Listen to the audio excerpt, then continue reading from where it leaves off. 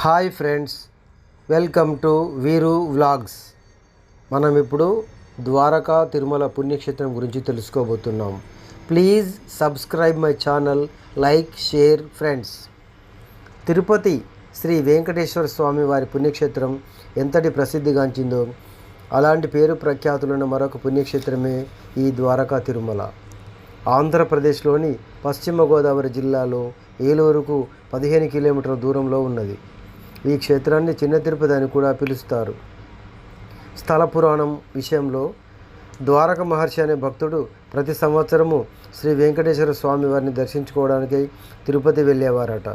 వృద్ధాప్యంలోనూ తిరుపతికి వెళుచుండగా మార్గ మధ్యంలో అలసిపోయి క్రింద పడిపోయినారట. అదే రోజు రాత్రి స్వామివారు కలలో కనిపించి, ఓ ఈ ద్వారక, నా యొక్క అంశ ఇక్కడ కూడా ఉన్నది అని చెప్పి అదృశ్యమయ్యారట.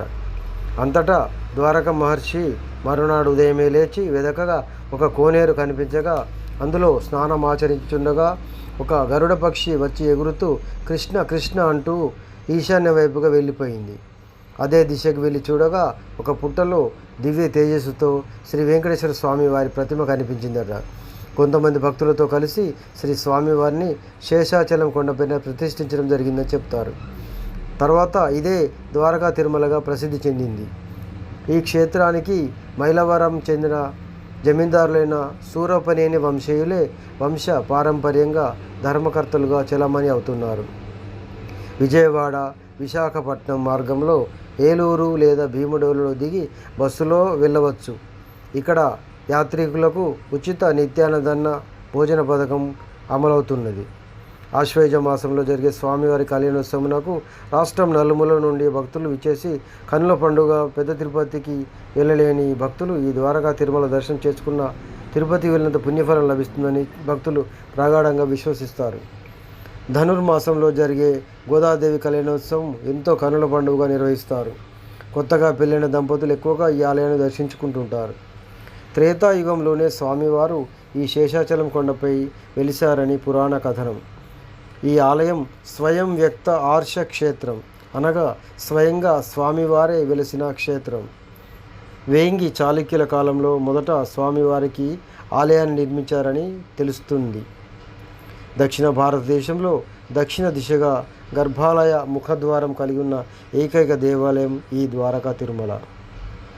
గర్భాలయంలో 2 మూర్తులు ఉన్నందువలన ఈ ఆలయం ద్విముఖిగా ఆలయంగా పేరొందింది. త్రేతాయుగంలో ఇక్ష్వాకు వంశీయులైన అజ మహారాజు, దశరథ మహారాజు, శ్రీరామచంద్రుడు వారి కాలంలో ఈ వెంకటనాథుని దర్శించి పునీతులైనట్టు స్థల పురాణం వల్ల తెలుస్తున్నది.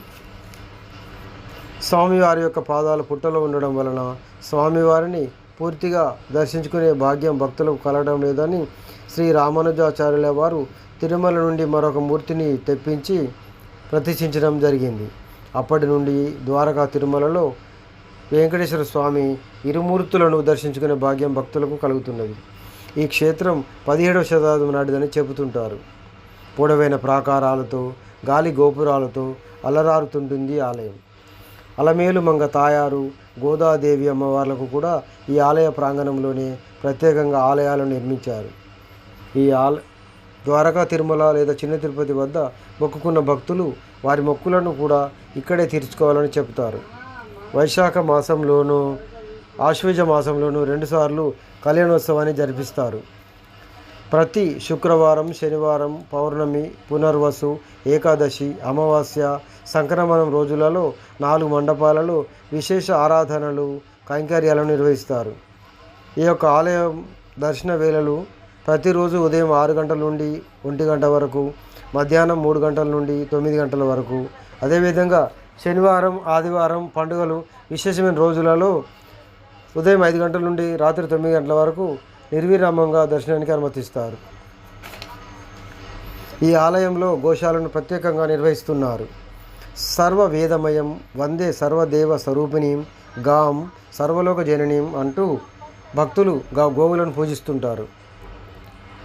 సంవత్సరంలో 2 సార్లు ఈ యొక్క ఆలయంలో బ్రహ్మోత్సవాలు నిర్వహిస్తుంటారు.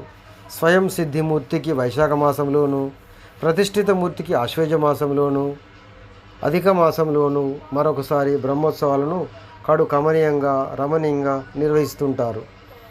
ఈ ఆలయంలో గోశాలలో శ్రీ వేణుగోపాల స్వామి వారి ఆలయం ముగ్ధ మనోహరంగా ఎంతో ఆకర్షణీయంగా ఉంటుంది. మరొక ఆలయంతో మీ ముందుకు మళ్ళీ త్వరలోనే వస్తాను friends. Please subscribe my channel, like, share friends. ఓం నమో వెంకటేశాయ, ఓం నమో వెంకటేశాయ, ఓం నమో వెంకటేశాయ. సర్వే జనా సుఖినో భవంతు.